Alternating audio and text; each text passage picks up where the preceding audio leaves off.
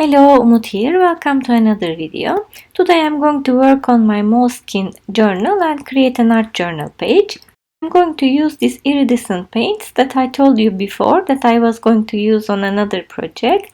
They have beautiful colors and a beautiful shine to them because they are iridescent and a little bit transparent.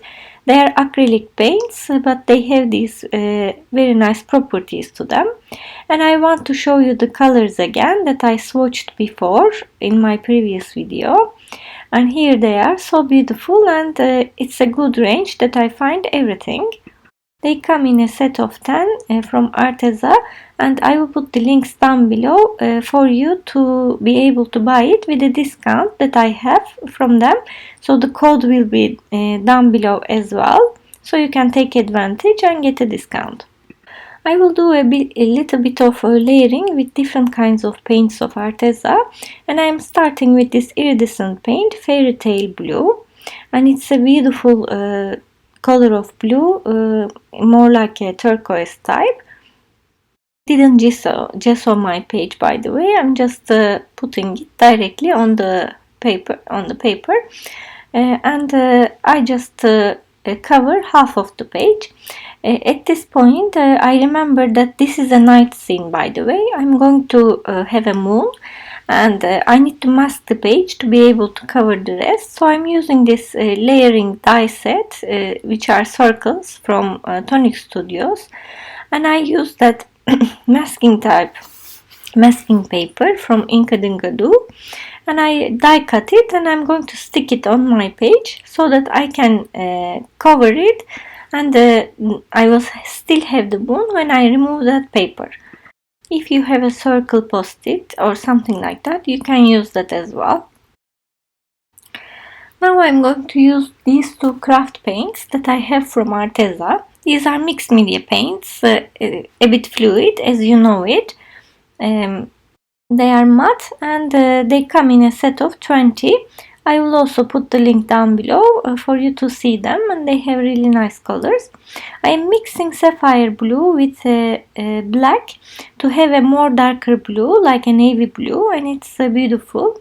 So I am now covering what I painted before with this one, and it's why I am doing is it's not covering completely. There is still paint at the back, and it gives a very nice effect. All this iridescence coming from the bottom, coming from the back, as you see, and I am spraying a little bit water to thin this paint down so I can get all this iridescence from the back, which will make a beautiful effect. This is C. So I want these movements and different effects so that it makes it more beautiful, and I also wanted to show you how to use iridescent paints in different ways.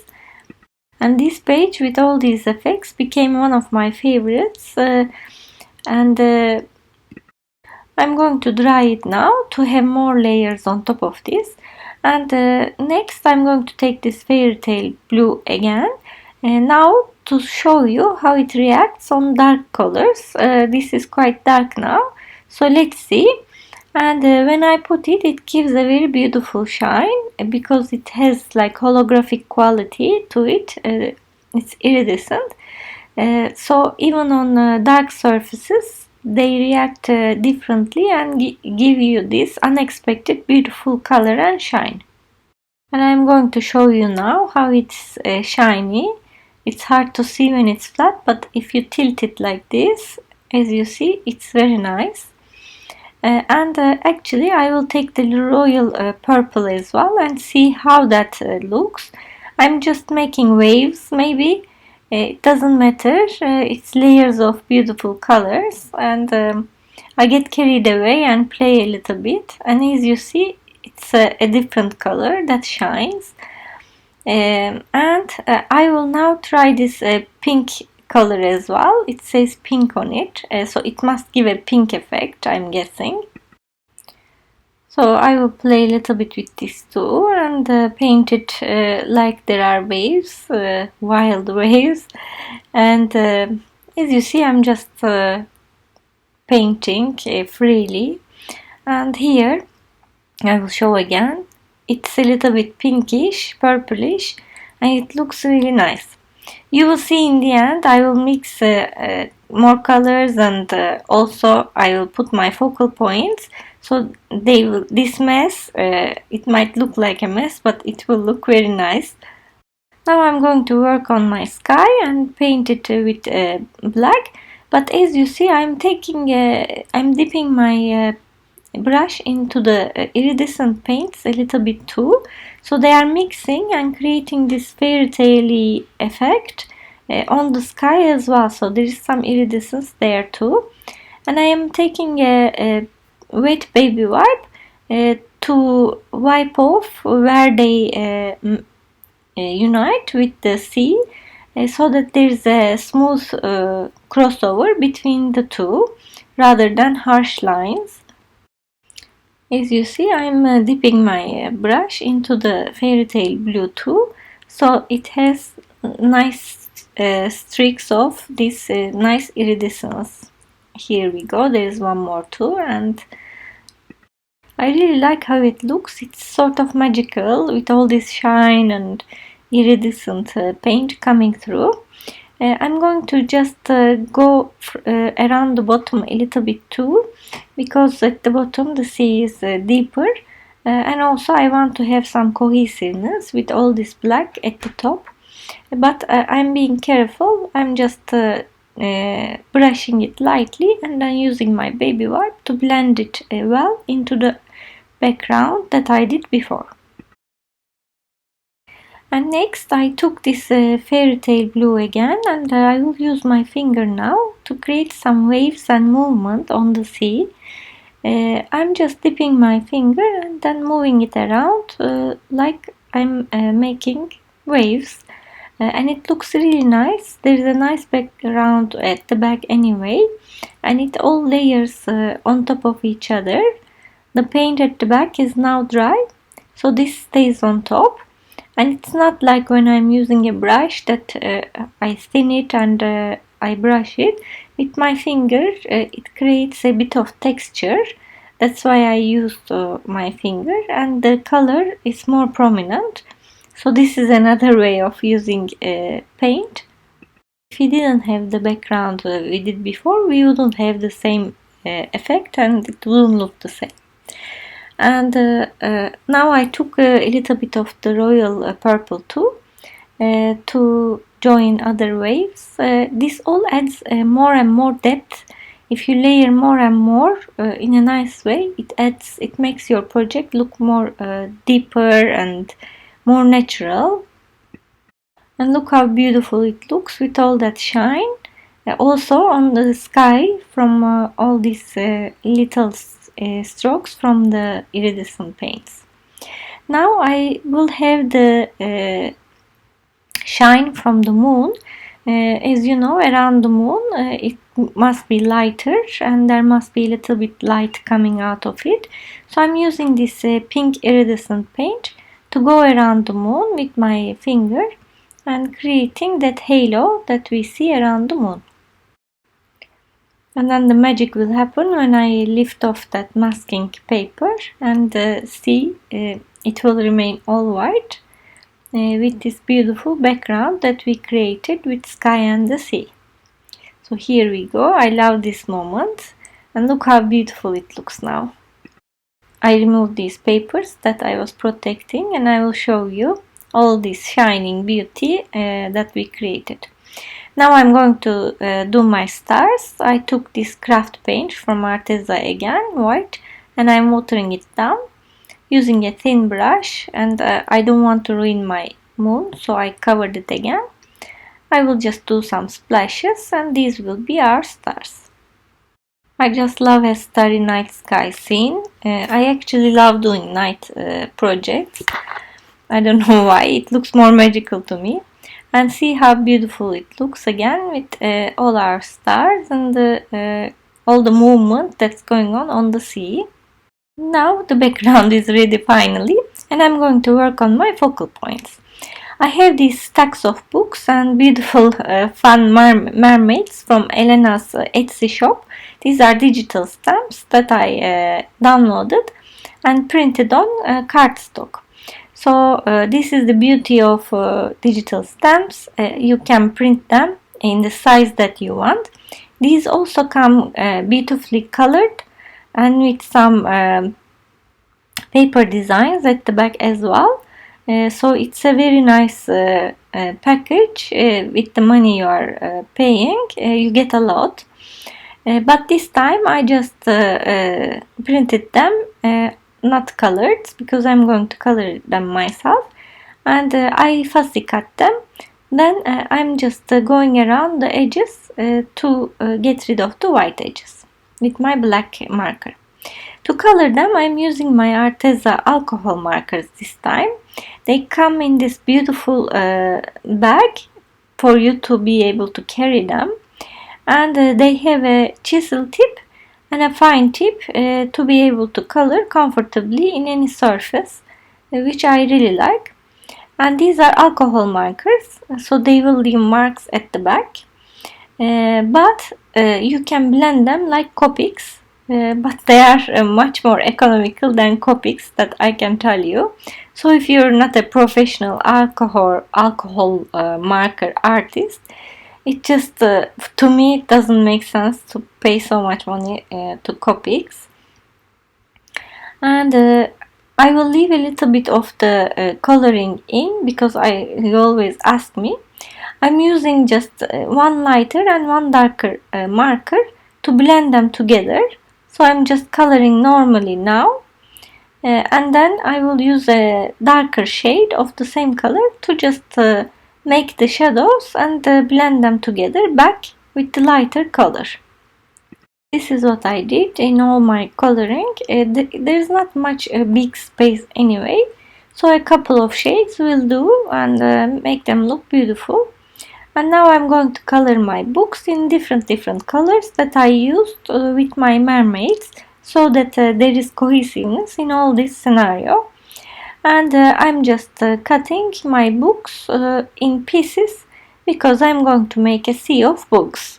So all these books will float on the sea. That's the core of the idea, and my sentiment will go with it, of course. I cut these mermaids in a way that I can stick the tails separate from the girls, so that they look like they are in the sea. And now I'm using this craft paint in white to make some foam, sea foam. So everything looks with a nice movement and energetic. And also I cover the mermaids where they are dipping into the sea. So they really look like they are coming out of the sea. Again, I'm using my finger and enjoying it immensely to create this nice foam and waves with the white. And I'm going to dry it now before I stick my books. Again, don't forget to go around the edges with black marker to get rid of the white edges when you cut them. And now it's time to stick my books. To print the books, I actually used normal printer paper so that they are more flexible and I can stick them easily on the spine as well, where my book closes. And so far I don't have any problem. This is alcohol marker, so it dries permanent. I can go over it easily with my matte medium. And as you see, I'm sticking some of them off the page, which also gives a nice look, and objects going off the page makes a feeling of infinity, and the people who will look at it, of course, won't know it because of that. But it looks more natural, gives more depth to your project. So I always try to glue things off the page, if it makes sense, of course. After I stick the books, I am going back to the white paint to create more foam, also going over the books. Otherwise, they will not look like they belong to that environment. So they will look like they are glued. And some of the foam is over the books as well, to make them look more natural. And I'm doing more splashes to complete the page, because there will be splashes coming out of the sea as well. Now I will do the shadings. I took a Faber-Castell marker in Caput Mortuum, I think, a dark one, to do more shading on my girls and on the books. This I was using my matte medium to go over all the books and the girls when I was gluing them. So they became non-porous. That's how I can use the markers. If you don't do that, you cannot use it. They won't move over the alcohol markers and the paper you are using. So that's one tip. And I'm using a dark blue as well to go around the books and make the sea a little bit blue again, and not this perfect white, to give a little bit blueness back. And I'm going around all the girls as well to do the necessary shading. Now coming to my sentiment, I took my Dovecraft little alphabet set, wooden alphabet set, and I'm going to write the first word, which is magic, over the moon. And then I'm going to print the rest of the sentiment. You can print it or write it yourself on a paper, doesn't matter. I'm going to use my label maker, Dymo. This you can find on Amazon, and it's not so expensive, I always say. And I'm just going to write magic is on the page anyway, is a sea of books. I made it up myself completely, because for me anything with more and more books is magic, and it's good because I love books, and some of you also love books. You always write me. It's another passion together with arts. I felt like I needed a tiny bit of color on the sky as well. So I took my little punch that has a star on it, and I punched this masking paper, which has sticker of course, and I'm just giving the same colors that I used on my mermaids and books. So I will create a bit of cohesiveness between the bottom and the top of the page, but not at the same level of course, not at the same density, a little bit of it. It will make it look more in unity. So I'm coloring these stars with different colors, and I will just stick them on the sky now. As you see, I also glued one on the moon a little bit and on the sentiment a little bit. So all these white parts have a bit of color that you used in other places. It definitely makes a difference. And finally, I'm going to use my white gel pen to do all the highlights. We did the shadowing, now it's time to do the highlights. I'm not overthinking where I put the lines, I just put it in some parts, sketchy lines all around the books and the mermaids. I think it also contributes to the energy and the movement in the page, and also adds a little bit of whiteness, because there is white in other places in all the colored objects, which makes them again all united. I'm going to go around this sentiment in white as well, do a little bit lines there. And finally, I am a fan of twinkling stars, so I will do some of those as well here and there. And after fiddling with everything on this page, I had so much fun, and I really love the outcome. Definitely one of my favorite journal pages. And I will show you all the shine at the back coming from the iridescent paints. And I love the colors, everything, the mermaids, the books, and the sentiment on it. I hope you enjoyed this long process with me. Thanks for watching if you are still here. Please don't forget to like, subscribe, or leave a comment down below if you like my videos. It means a lot to me. Also, please don't forget to follow me over Instagram if you're there too. You will see some sneak peeks and pictures of my projects. And finally, all the links are down below for Elena's digital stamps and Arteza products that I used. Thanks so much for watching and see you next time.